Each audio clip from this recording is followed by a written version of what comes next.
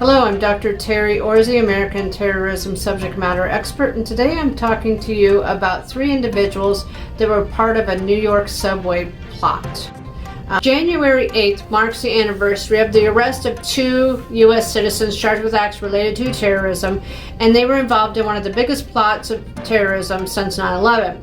This sounds like a script out of a movie. We have Scotland Yard, and Scotland Yard intercepts communication between a Pakistan leader of Al-Qaeda, and part of that conversation involves Najibullah Zazi.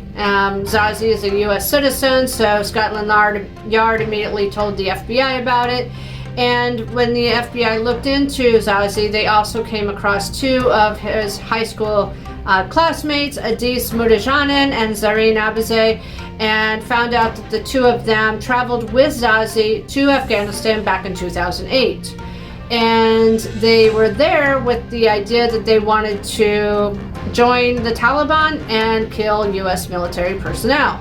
However, the Al-Qaeda leadership said, no, we want you to go back to the United States. We want you to be suicide bombers, and we will give you what you need to know to blow up some national, something of importance during Ramadan. So this 3 said, no problem. They fly back to the United States. They're still in New York. One of them, Zazi, he ends up getting into some trouble. He moves out to Colorado to live with his aunt and uncle, and his aunt and uncle finally have enough of him and kick him out. So he comes back. He goes back to New York. He drives there. He's got all the explosives, everything he needs to do to blow up the subway again as suicide bombers.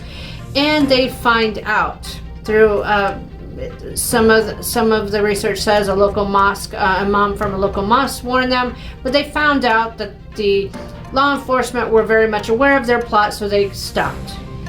Time goes by and they think they're free. A few months later, and they think they were never, they were not in any danger, and they get a knock on the door, and this is January 7th.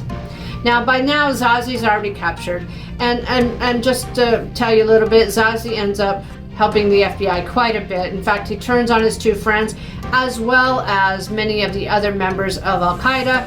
He ends up interacting with them, has over 100 meetings with them, and helps them so much that ultimately he gets 10 years, and those 10 years are considered time served.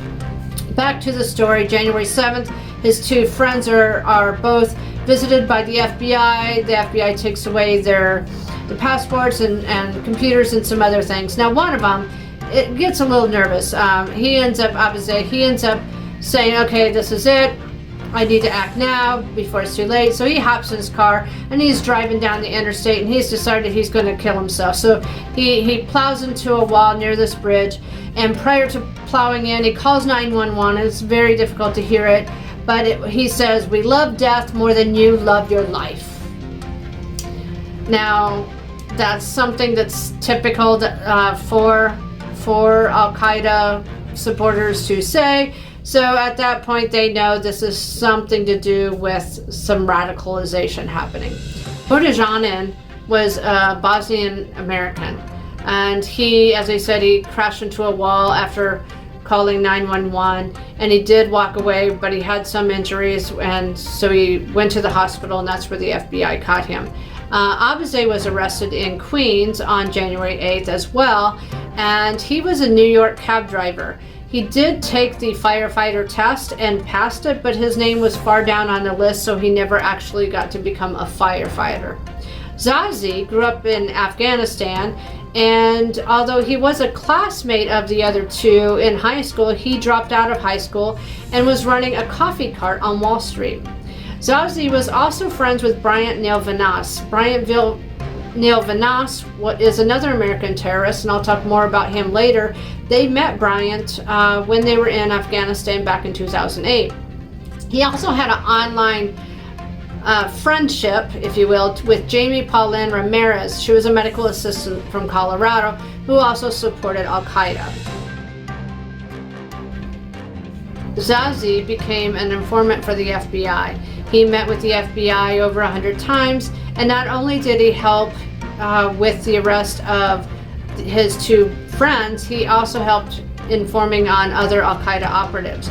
Because of this help, he received a 10-year sentence and was given time served and was released. And he really had changed his life around in jail, and the judge and others could not help but talk about how he deserved this break. Now, this was not missed on Abaze, who knew that Zazie had got this light sentence because he helped, and Abaze decided he was going to help as well. So the third one, Modejanen, never offered up some support, and he was arrested and given a long sentence. My editor told me I had to make this video asking you guys to please subscribe to my channel, and then you will be alerted every time we make a new video. And I must keep my editor happy because he's in charge of making me look good on the camera. So please subscribe, and I look forward to seeing you guys again soon.